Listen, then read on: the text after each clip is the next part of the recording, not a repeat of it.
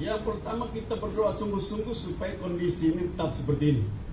Sebagai manusia yang beriman dan percaya kepada Tuhan, kita berdoa supaya kondisi ini tetap seperti ini. Tetapi seandainya ada eskalasi, maka kita akan menangani sesuai protokol yang ada. Kita siapkan, kita sore siang ini juga saya akan menuju ke rumah sakit Undana yang dimiliki di tingkat 1. Kita akan mengecek untuk menyiapkan, karena di sana mereka masih masalah terhadap tempat tidur dan yang lain-lain. Kita akan siapkan sehingga apabila ada apa-apa, kita sudah juga menyiapkan diri untuk itu. Kita juga sedang memesan langsung APD, alat pelindung diri langsung kepada perusahaan-perusahaan dimaksud. Kita juga minta untuk kloroquine yang akan diproduksi oleh Kimia Farma, yang rupanya itu adalah produksi Indonesia, itu terus lagi diproduksi. Presiden juga sedang mendorong sehingga kita punya obat pilihan kedua yang sampai sekarang ini belum ada obatnya, tapi kita punya pilihan kedua yaitu kloroquine untuk kita bisa dipakai dalam rangka pengobatan kalau terjadi ternyata ada yang positif. Artinya rumah sakit Undana disiapkan khusus untuk pasien corona ya? Kita siapkan itu memang untuk corona. Kalau nanti rumah sakit umum atau rumah sakit lain penuh, maka kita punya cadangan. Seperti hari ini dibuat di Jakarta oleh Bapak Presiden oleh Wisma Atlet, kita punya beberapa rekayasa itu desain antara lain bisa di rumah sakit Naimata, rumah sakit Undana. Juga kalau memang tetap eskalasinya naik, kami siapkan hotel Sasando untuk hal itu. Kami sedang menyiapkan. Lihat dari kesadaran masyarakat NTT yang masih liburan pada malam hari, pemerintah terus melakukan mendorong supaya melakukan social distancing, masih kurang memiliki kesadaran apa yang masalah? Ya, memang ini hal yang baru. Masyarakat belum menyadari betul. Biasanya orang kalau kena sakit dulu baru sadar. Nah, karena itu lewat momentum yang baik ini sebagai gubernur, saya menyarankan kepada kita semua untuk kita mampu menahan diri sesaat daripada kita mengalami sakit yang berkepanjangan. Nahan diri dalam beberapa minggu akan membuat kita memotong mata rantai virus ini kepada banyak orang. Bukan karena kita takut kita sakit saja, tapi kita tidak tahu karena virus ini walaupun kita sehat, kita adalah carrier, kita yang membawa. Karena itu kalau kita berada di mana-mana, bukan kita takut kena, tapi kita takut kita bagian dari menyebarkan itu.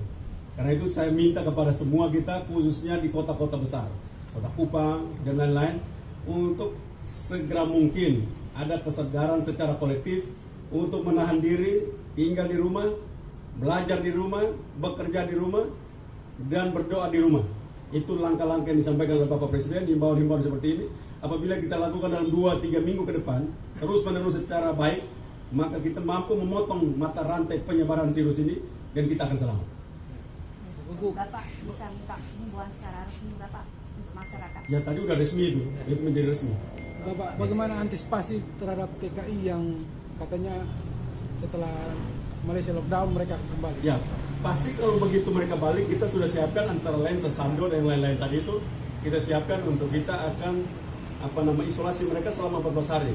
Kalau ternyata mereka mengalami sakit, kita akan rawat. Tapi kalau tidak, setelah 14 hari itu kita akan kembalikan dan mereka akan isolasi mandiri di rumah menunggu lagi kelanjutan dari itu.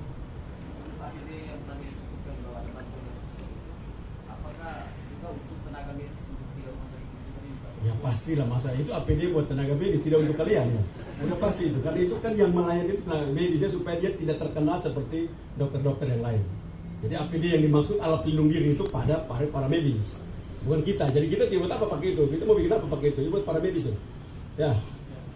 Mungkin alokasi dana untuk virus corona ini Bapak, dari Pemprov sendiri mungkin alokasi dana. Ya, pasti kita siapkan 60 miliar untuk itu. Tadi saya lihat ada beberapa provinsi, kita salah satu yang menurut saya terbesar juga untuk menyiapkan itu.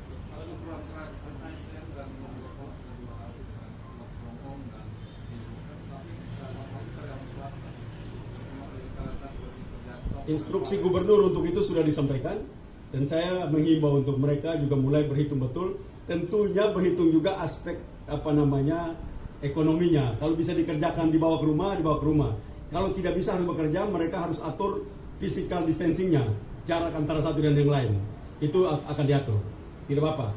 Mereka tetap bekerja, tetapi jaraknya itu mereka atur. Yang tidak boleh jarak sesuai dengan jarak aman yang telah disampaikan oleh protokol, sesuai protokol COVID-19. Bagus. Apa dia? Apa ini? Ya, kita kan cek alat itu, tetapi sekali lagi itu kan tidak akurat, itu pengecekan awal. Pengecekan awal, apabila ada suhu yang tinggi maka dicek lanjut. Tetapi kita tetap menunggu sambil melihat. Yang paling baik adalah diantara kita semua saling tahu masing-masing bahwa kita adalah carrier, itu dulu. Kalau kesadaran ini dari diri kita masing, begitu kita sampai dimanapun kita tahu bahwa kita adalah carrier. Entah ada atau tidak, kalau kesadaran itu ada pada diri kita dan kita mampu isolasi mandiri, itu sudah sangat menyelamatkan kita. Itu dulu, itu satu-satunya obat utama.